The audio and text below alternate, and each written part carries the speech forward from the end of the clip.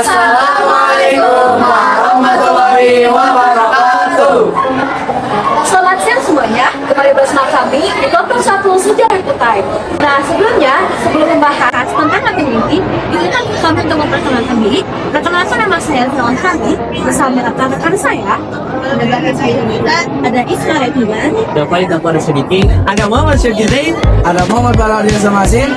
Nah sebelumnya, aku akan menjelaskan sedikit kalau sejarah kerajaan Kutai itu telah diketahui oleh banyak orang sebagai raja dan putri Indonesia. Tokoh yang sangat terkenal yaitu Mullah Warman. Dalam video ini kita akan membahas beberapa materi. Nah, di mana letak kerajaan Kutai? Yang kedua, siapa pendiri kerajaan Kutai?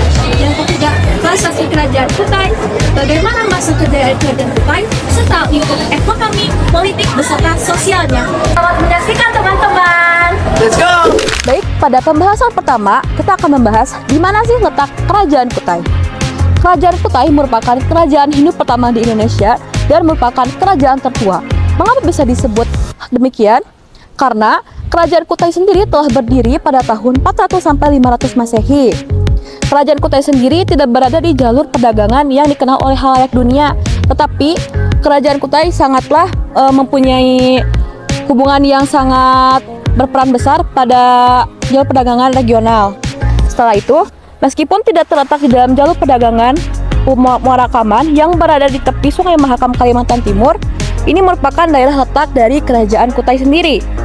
Sungai Mahakam sendiri mempunyai ukuran yang sangat besar sehingga sangat memungkinkan untuk dilayari menuju Muara Kaman. Baik, selanjutnya adalah pendiri kerajaan Kutai. Kerajaan Kutai didirikan oleh Kudungga. Beliau merupakan seorang pembesar dari kerajaan Champa di Kamboja. Beliau memiliki gelar yang bernama Kudungga Anumerta Dewa Warman.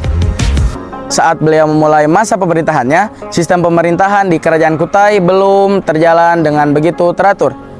Saat beliau wafat, beliau digantikan oleh putranya yang bernama Aswa Warman. Aswa Warman ini memiliki gelar Wangsakerta yang berarti pembentuk keluarga. Beliau saat memulai masa pemerintahannya langsung diberikan gelar rakyatnya sebagai raja yang memperbaiki sistem pemerintahan kerajaan Kutai dari ayahnya menjadi lebih baik di masa pemerintahannya. Dan setelah beliau wafat, beliau digantikan oleh putra sulungnya yaitu Mullah Warman. Lalu Mullah Warman meneruskan atau melanjutkan perjuangan ayahnya dalam pemerintahan kerajaan Kutai dengan kejayaannya. Baik, selanjutnya adalah Prasasti Yupa. Prasasti Yupa merupakan bukti peninggalan dari kerajaan Kutai.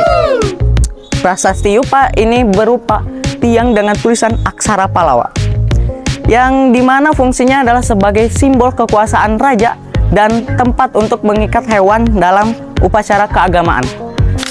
Selanjutnya yaitu yang keempat.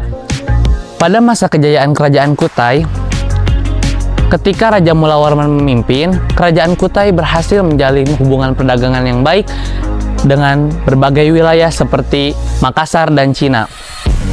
Berkat hubungan perdagangan yang baik dan sukses, kerajaan Kutai mengalami masa keemasan dan terus makmur. Akan tetapi, ketika masa pemerintahan Raja Mullah Warman berakhir, kerajaan Kutai mengalami kemunduran. Terjadi peperangan antara kerajaan Kutai dengan kerajaan Kartanegara. Maharaja Dharmastia selaku pemimpin dari kerajaan Kutai tewas dalam peperangan tersebut. Akibat kekalahan tersebut, kerajaan Kutai jatuh kepada tangan kerajaan Kutai Kartanegara yang menganut agama Islam. Baik, materi yang kelima adalah aspek ekonomi. Aspek ekonomi pada masa kerajaan Kutai didasarkan pada pertanian, perdagangan, dan juga perkebunan. Letak kerajaan di tepi Sungai Mahakam memudahkan masyarakatnya untuk melakukan aktivitas ekonomi. Baik, di sini saya akan menjelaskan tentang aspek-aspek pertanian terlebih dahulu. Letak kerajaan Kutai di tepi Sungai Mahakam membuat banyak masyarakat bekerja di bidang pertanian. Yang kedua, pada aspek perdagangan. Kerajaan Kutai berada di jalur perdagangan yang menghubungkan Selat Makassar, Filipina, dan juga Cina. Masyarakat kerajaan Kutai juga telah memiliki banyak hubungan untuk perdagangan seperti dengan masyarakat lokal, India, dan juga Cina. Yang ketiga, aspek beternak. Prasasti Yupa menunjukkan bahwa Raja Mulawarman telah mempersembahkan 20.000 ekor lembu untuk kaum Brahmana. Kerajaan Kutai yang berdiri sejak abad keempat menganut sistem monarki dengan raja sebagai otoritas tertingginya. Pergantian kekuasaan dilakukan secara turun-menurun. Raja Kudungga, pendiri kerajaan, memulai sistem ini sebelum diikuti oleh putranya, Aswawarman, yang dikenal sebagai pendiri dinasti. Masa kejayaan terjadi di bawah Raja Mulawarman, di mana stabilitas politik terjaga dan rakyat hidup sejahtera. Yang terakhir ada aspek sosial. Kehidupan sosial di masa ini ditandai dengan golongan-golongan terdidik. Golongan terdidik tersebut memiliki kemampuan berbahasa Sanskerta dan huruf Pallawa. Golongan tersebut terdiri dari golongan Brahmana dan golongan Ksatria.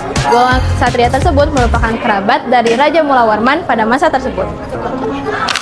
Terima kasih karena telah menyaksikan video dari kami. Semoga yang telah menyaksikan mendapatkan manfaat dan hikmah dari video yang telah kami bayangkan. Sekian dari kami. Wassalamualaikum warahmatullahi wabarakatuh.